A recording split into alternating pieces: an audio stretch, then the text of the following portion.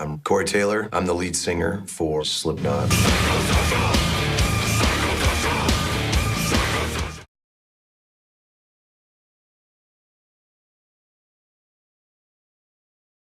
What do you want to get today? I want to get a tribute piece to my bass player.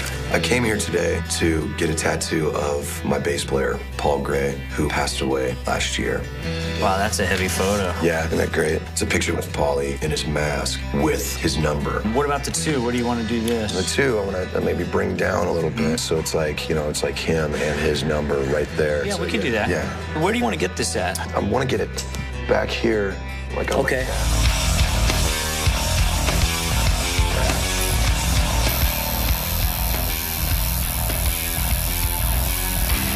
This was friend and band member, right? Yeah.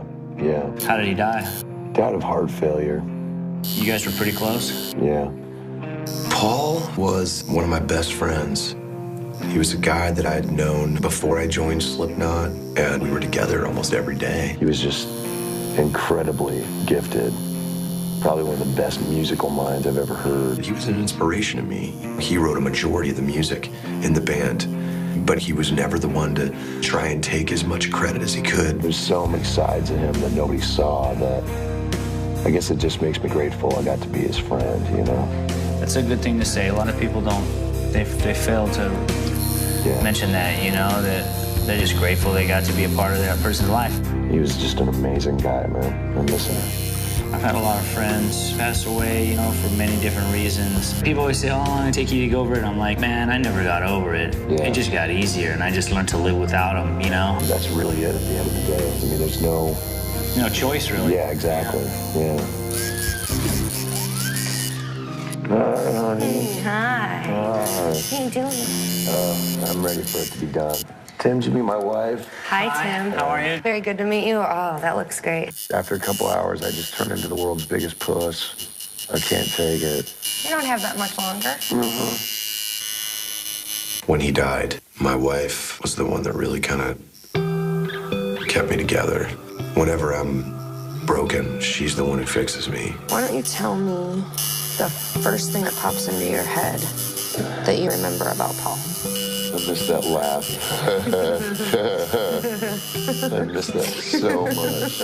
I didn't realize how much I was sitting on until, you know, it was almost over, and I lost it hard, and I just let it come. I miss him so much. I know you do, honey. I know. But you know he's always with you. I miss him so much. I know you do. I just wish he was here. He is here.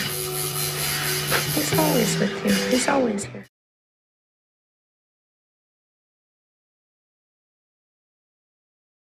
I don't know how well you can see it, you know, but Oh, you my see God. It looks so good. it's pretty crazy, huh? It's awesome. There's not a day goes by that I don't miss him. His life is still with me. I was honored to be able to make music with him. This is me paying tribute to my friend. Hopefully, somewhere he sees it and he realizes how much I miss him.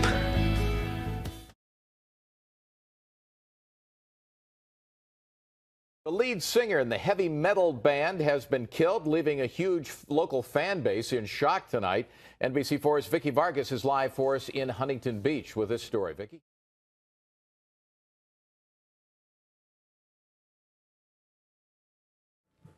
You know, Chuck, at one point tonight, the crowd was so large, police actually had to put their cars out here on Main Street so that no one would get hurt. It is dwindling now, but this is the light pole where Mitch Lucker wrapped his motorcycle around last night.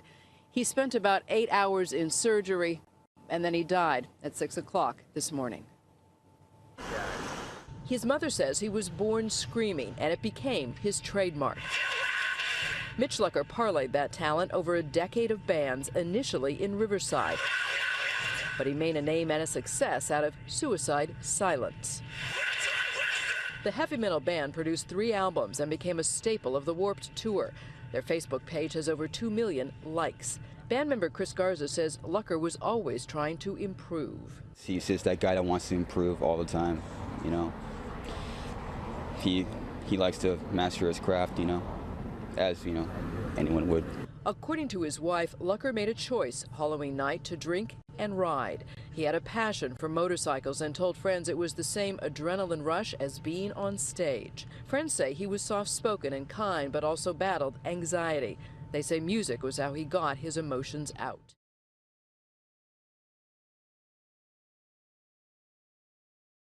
He leaves behind a 5-year-old daughter. Just make the right choice. Don't hurt your family. Don't drink and drive.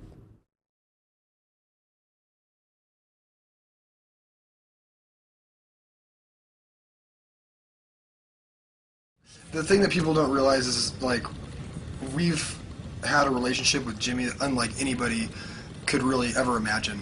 Not only are we a band that all get along with each other, because a lot of times bands don't even get along with each other. We're all best friends. And Jimmy was our best friend for me 18 years. So not only is he my best friend and our drummer and all these things where he'd be at my house every night, he's my wife's best friend. He's like the guy that kind of the centerpiece of what everything was built around, you know, like Jimmy was like the guy. And so it's one of those things where it honestly just sucks so bad, and you get reminded of it every night, where a lot of our other friends at home, you know, they're not reminded of it every day or every night. You know, for us, you look over to the bunk that he's supposed to be in, he's not there.